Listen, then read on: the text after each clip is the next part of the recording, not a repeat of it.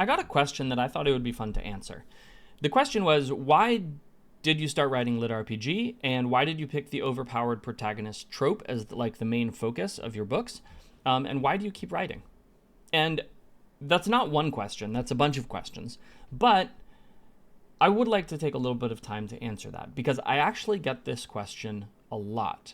And normally it's then followed up by another question, which is, I'd love to write LitRPG. How do I do that? What do I do? I'm going to do a video on the rules of LitRPG at some point, because I think it's really important, and because there are actually rules. And I will fight anybody about that. But I'm going to leave those for a later video. So make sure you like, subscribe, and turn on the notification bell so that you're notified when that video comes.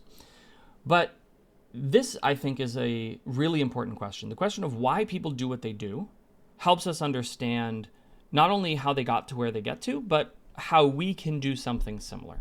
And so I want to talk a little bit about this. I want to answer these 3 questions. Why did I start writing LitRPG? I started writing LitRPG because I love it. That's it. It was something that I was reading, and I just absolutely fell in love with it. And I thought to myself, the world needs more of this, and it's not being produced at a fast enough rate by other people, so I'm going to contribute my own effort. I'm going to get involved myself. And I started writing. And at first I was writing fan fiction. I was just writing, I would take a story that I liked, and I would change things about it, and I would write new characters, and I would keep some of the original characters. And I didn't really share that with anybody. It was just sort of for my own pleasure, my own edification. But then eventually I started writing new stories, because I would see something and I'd be like, oh, I don't like the way they handled that. And so I'm going to take a similar concept and I'm going to rebuild it for myself. In fact, Novaterra Titan, my first book, exists because I loved a story so much. And then the author did something in like the 15th chapter that just sent me. I was so mad at how they handled a particular situation. And so I turned around and I wrote a new story using the same general theme, but I ended it the way I wanted it to end. And then I put it up online, and somebody saw it. And maybe some of you have heard this story before. Somebody saw it and they left a comment and they were like, this story sucks, but there's a story in here that I would really love to read. And when I saw that comment, because I loved LitRPG so much, I wasn't writing just to write. I was writing LitRPG because I really loved LitRPG. When I saw that, I was like, man, I want to find that story too. And Novaterra Titan was born out of that desire, that craving to read the story that commenter was talking about. So why did I start writing LitRPG? Again, very simple. Because I love the genre. It's just fantastic. It's so cool. And why did I pick OP Protagonist as the main trope for all my books? I mean, the answer is essentially the same as the first one, right? I like OP Protagonists, and so I write OP Protagonists. Now, there's more to it than that, which is that I have a real desire for people to understand that they are capable of tremendously more than they think. Everybody can take responsibility for themselves, take responsibility for their lives, and can live in a way that brings life instead of death. I went through a period in my life where I felt completely powerless. I felt like I was essentially a waste of space. I felt like there was literally nothing that I could do that would turn out right. And this was years and years and years. And I know a lot of other people who have felt similar things or are still feeling similar things. And so why do I write OP Protagonist? Wouldn't I then write characters who are really struggling in difficulty but then manage to overcome? No.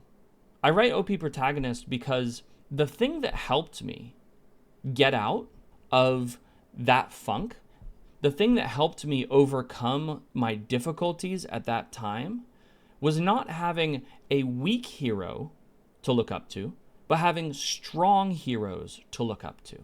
Seeing people who go through difficulty and emerge victorious put this idea in my head that maybe I could do that too. That maybe the problem wasn't my circumstances, but it was how I perceived them and how I reacted to them. And so as I wrestled with that myself personally, I eventually came to understand that the characters that had the greatest impact on me were not characters who barely squeak by.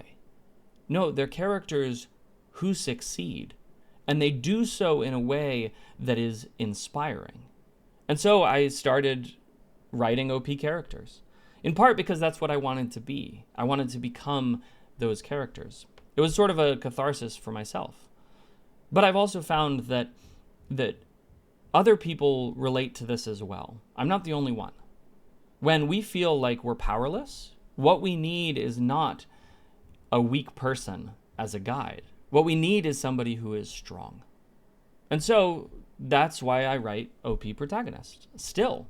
I mean, I am no longer in that position that I was, right? I no longer feel those feelings about myself. I no longer believe myself to be helpless. I no longer think that everything that I'm going to do is going to go wrong. I've been able to progress past that.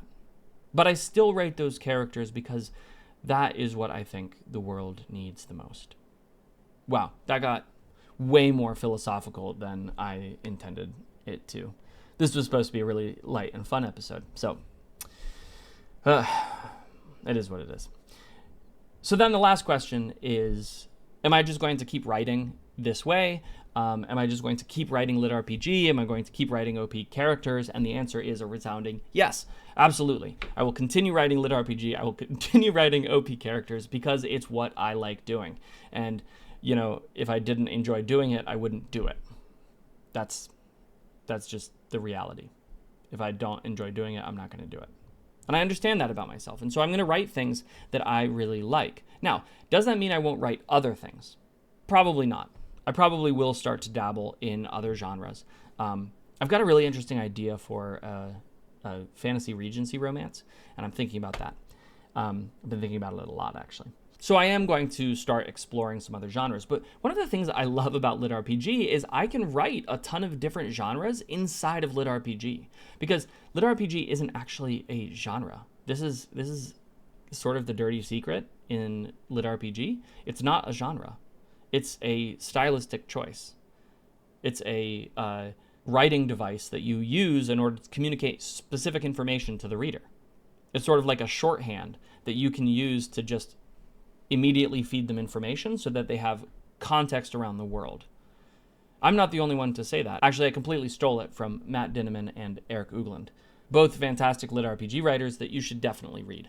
The point is, though, that I really can write anything I want inside of LitRPG, and as long as my world building is correct, it works. So am I going to write other stuff? Absolutely, I will. But am I going to stop writing LitRPG? Am I going to stop writing overpowered characters? Nah, I'm going to keep going. Anyway, I hope you found this video informative. If you do have any questions, if you have any thoughts, definitely leave them in the comments below. One of my greatest joys in this channel is just interacting with all of you. And speaking of interacting, if you want to interact, you can come to the Writing Sprint streams, 7:30 a.m. Eastern Standard Time till 12 Monday through Friday. We do writing sprints, we chat, we have a grand time. And if you have questions, I'd love to answer them there. Or if you leave them in the comments, I'll try to do a video on them. And regardless, I hope you have a fantastic day.